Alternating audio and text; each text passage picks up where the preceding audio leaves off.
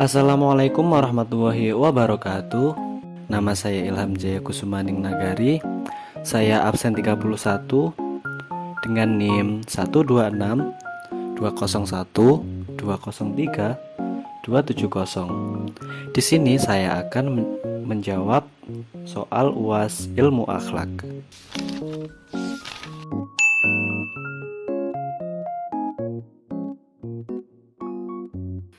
Ilmu akhlak adalah ilmu yang menentukan batas antara baik dan buruk, antara yang terpuji dan yang tercela, tentang perkataan atau perbuatan manusia secara lahir dan batin.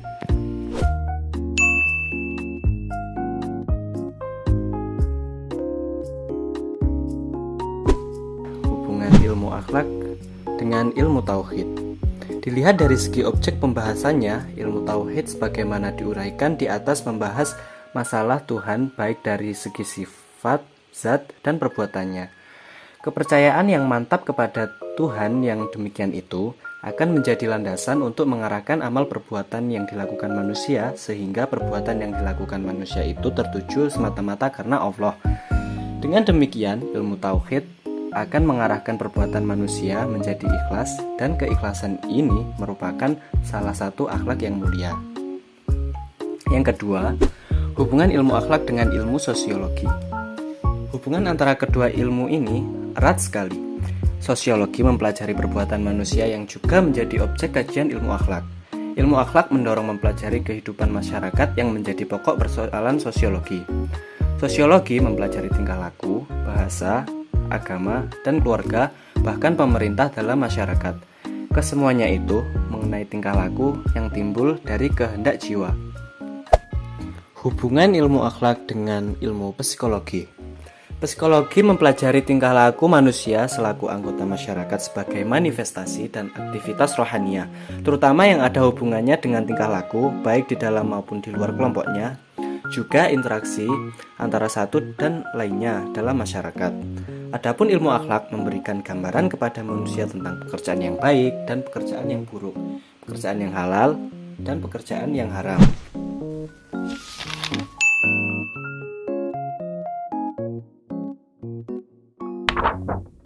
Ibnu Maskawih dan Imam Al-Ghazali dalam kitabnya Ihya Ulumuddin mengatakan bahwa ilmu akhlak adalah ungkapan yang menggambarkan kondisi jiwa, di mana semua perilaku bersumber darinya dengan penuh kemudahan tanpa memerlukan proses berpikir dan merenung. Artinya, jika kondisi jiwa itu menjadi sumber sikap-sikap terpuji, baik secara akal maupun syariat, maka dapat dikatakan bahwa itu adalah akhlak terpuji. Namun, apabila memancarkan dari sifat-sifat tak terpuji, maka dapat dikatakan akhlak tercela. Selanjutnya, ciri-ciri akhlak. Yang pertama, perbuatan akhlak adalah perbuatan yang telah tertanam dalam jiwa seseorang sehingga telah menjadi kepribadiannya. Yang kedua, perbuatan akhlak adalah perbuatan yang dilakukan dengan mudah dan tanpa pikiran. Yang ketiga, perbuatan akhlak adalah perbuatan yang timbul dari dalam diri orang yang mengerjakannya tanpa ada paksaan atau tekanan dari luar. Yang keempat, bahwa perbuatan akhlak adalah perbuatan yang dilakukan dengan sesungguhnya, bukan main-main atau karena bersandiwara.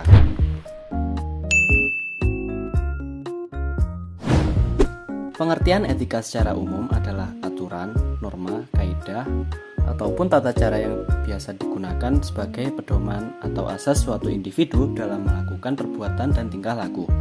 Penerapan norma ini sangat erat kaitannya dengan sifat baik dan buruknya individu di dalam masyarakat. Moral adalah rangkaian nilai tentang berbagai macam perilaku yang harus dipatuhi. Moral adalah ajaran tentang baik buruk perbuatan dan kelakuan, akhlak, kewajiban, dan sebagainya. Sedangkan susila adalah tingkah laku, kelakuan yang baik atau mulia yang harus menjadi pedoman manusia.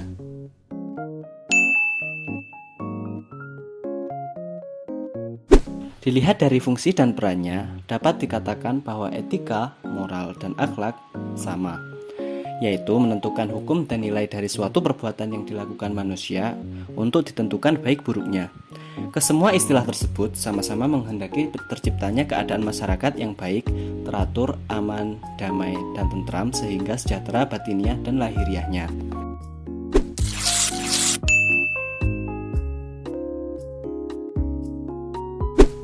Untuk menjelaskan faktor-faktor yang mempengaruhi pembentukan akhlak, ada 3 aliran yang sudah amat populer. Yang pertama, aliran nativisme, kedua, aliran empirisme, dan ketiga, aliran konvergensi. Menurut aliran nativisme, bahwa faktor yang paling berpengaruh terhadap pembentukan diri seseorang adalah faktor pembawaan dari dalam yang bentuknya dapat berupa kecenderungan, bakat akal, dan lain-lain.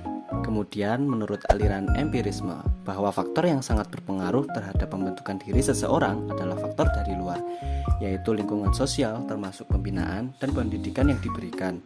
Selanjutnya, menurut pandangan aliran konvergensi, aliran ini berpendapat pembentukan akhlak dipengaruhi oleh faktor internal, yaitu pembawaan si anak, dan faktor dari luar yaitu pendidikan atau pembentukan dan pembinaan yang dibuat secara khusus atau melalui interaksi dalam lingkungan sosial.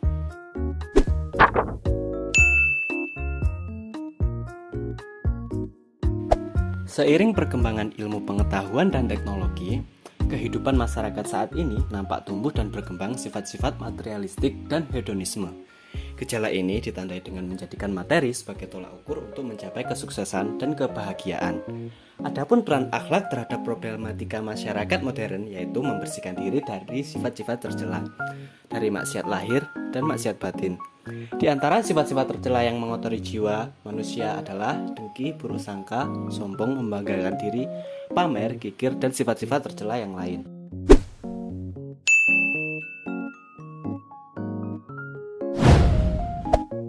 Di sini saya akan menjelaskan kajian tentang ilmu akhlak, yaitu tentang akhlak mazmumah, yang berarti akhlak tercela. Penafsiran tentang akhlak mazmumah ada pada ayat Al-Quran pada surah Al-Isra ayat 11 yang berbunyi, وَيَدْعُ الْإِنسَانُ بِالشَّرِّ دُعَاءَهُ بِالْخَيْرِ وَكَانَ الْإِنسَانُ عَجُولًا. Yang artinya, dan manusia seringkali berdoa untuk kejahatan sebagaimana biasanya dia berdoa untuk kebaikan. Dan memang manusia bersifat tergesa-gesa. Ayat ini merupakan isyarat bahwa Al-Quran sudah mengajak kepada kita jalan yang lebih lurus dan lebih diridhoi oleh Allah. Sedangkan manusia menolak ajakan tersebut, kecuali jalan yang tercela. Inilah jalan yang telah ditolak oleh manusia yang lebih memilih jalan yang tercela. Dalam penafsiran Al-Maroghi, tergesa-gesa adalah penyakit manusia yang harus dijauhi, karena ketergesa-gesaan berasal dari setan. Oleh karena itu, sebisa mungkin kita menghindarinya kecuali pada perkara yang dibenarkan oleh syariat. Sekian dari saya, apabila ada kurang lebihnya mohon maaf. Wassalamualaikum warahmatullahi wabarakatuh.